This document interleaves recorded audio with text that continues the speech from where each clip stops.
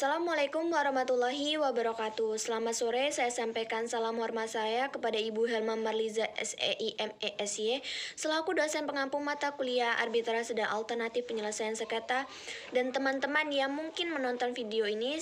Semoga kita semua diberikan rahmat oleh Allah Subhanahu wa taala.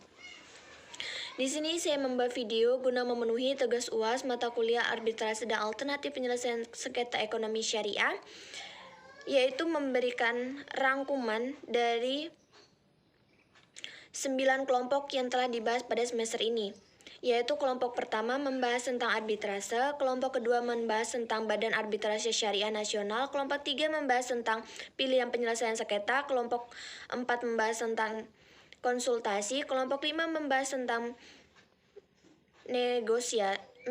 negosiasi, kelompok 6 membahas tentang mediasi, kelompok 7 membahas tentang konsiliasi, kelompok 8 membahas tentang pendapat hukum atau pendapat mengikat, dan kelompok terakhir membahas tentang eksekusi putusan arbitrase dan RDR.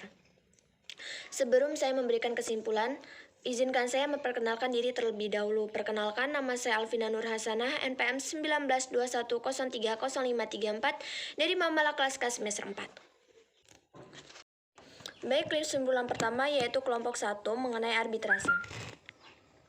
Menurut Undang-Undang Nomor 30 Tahun 1999, yang dimaksud arbitrase adalah cara penyelesaian suatu sengketa perdata di luar peradilan umum yang didasarkan pada perjanjian arbitrase yang dibuat secara tertulis oleh para pihak yang bersengketa. Sumber hukum arbitrase yaitu Undang-Undang Nomor 48 Tahun 2009 tentang kekuasaan kehakiman, Undang-Undang Nomor 30 Tahun 1999 tentang arbitrase dan alternatif penyelesaian sengketa, Undang-Undang Nomor 5 Tahun 1968 tentang penyelesaian perselisihan antar negara dan warga negara asing mengenai penanaman modal, dan yang terakhir Keputusan Presiden Nomor 34 Tahun 1981 dan Unilateral Arbitration Rules. Kelompok 2 yaitu mengenai Badan Arbitrase Syariah Nasional. Badan Arbitrase Syariah Nasional merupakan lembaga arbitrase yang berperan menyelesaikan sengketa antara pihak-pihak yang melakukan akad dalam ekonomi syariah di luar jarum pengadilan untuk mencapai penyelesaian terbaik ketika upaya musyawarah tidak menghasilkan mufakat. Badan Arbitrase Syariah Nasional di Indonesia didirikan bersamaan dengan pendirian Bank Muamalat Indonesia (BMI) tahun 1992. Tujuannya untuk menangani sengketa antara nasabah dan bank syariah. Kelompok ketiga yaitu mengenai pilihan penyelesaian sengketa. Undang-Undang Nomor 30 Tahun 1999 Pasal 1 Butir 10, alternatif penyelesaian sengketa adalah lembaga penyelesaian sengketa atau beda pendapat melalui prosedur yang disepakati para pihak, yakni penyelesaian di luar pengadilan dengan cara konsultasi, negosiasi, mediasi, konsiliasi, atau penilaian ahli, dan lain-lain. Kelompok 4 yaitu mengenai konsultasi. Layanan konsultasi merupakan proses dalam suasana kerja sama dan hubungan antar pribadi dengan tujuan memecahkan suatu masalah dalam lingkup profesional dari orang yang meminta konsultasi.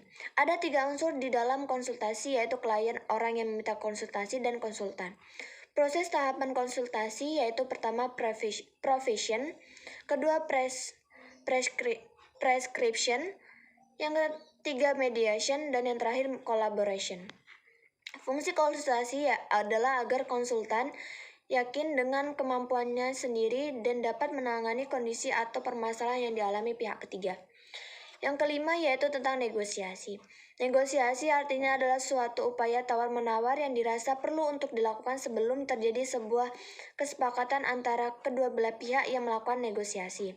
Menurut Casey, dalam proses negosiasi ada 6 tahapan penting yang perlu diperhatikan, yaitu persiapan, kontak pertama, konfrontasi, kompromi, solusi, dan konsolidasi.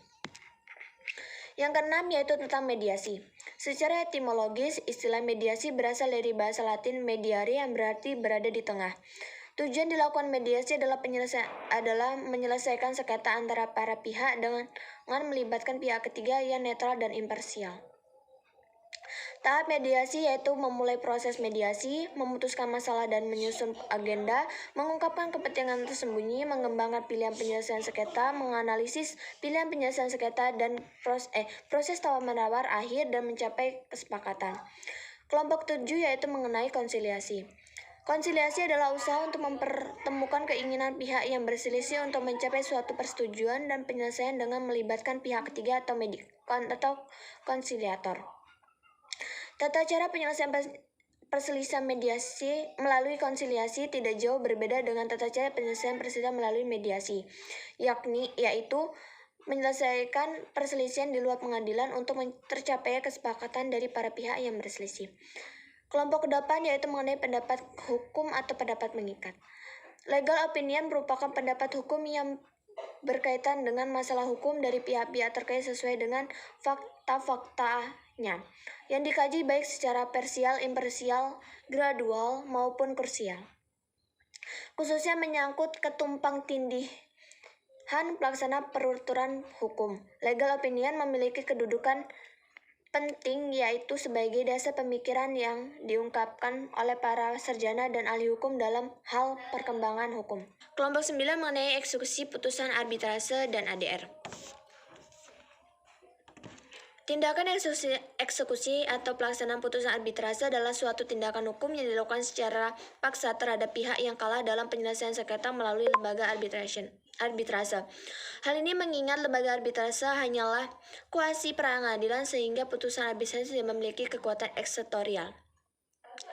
Eksekusi atas putusan arbitrase nasional dilaksanakan berdasarkan penetapan ketua pengadilan negeri atas permohonan salah satu pihak yang bersengketa. Karena badan arbitrase tidak memiliki perangkat jurusita, maka pelaksanaan eksekusi dan atas putusan arbitrase nasional dilakukan oleh pengadilan negeri. Baik, itu adalah kesimpulan dari 9 kelompok yang dibahas pada semester ini. Semoga bermanfaat bagi saya dan kalian semua. Kurang lebihnya saya mohon maaf dan kepada Allah saya mohon ampun. Saya akhiri wabillahi taufiq wal hidayah. Wassalamualaikum warahmatullahi wabarakatuh.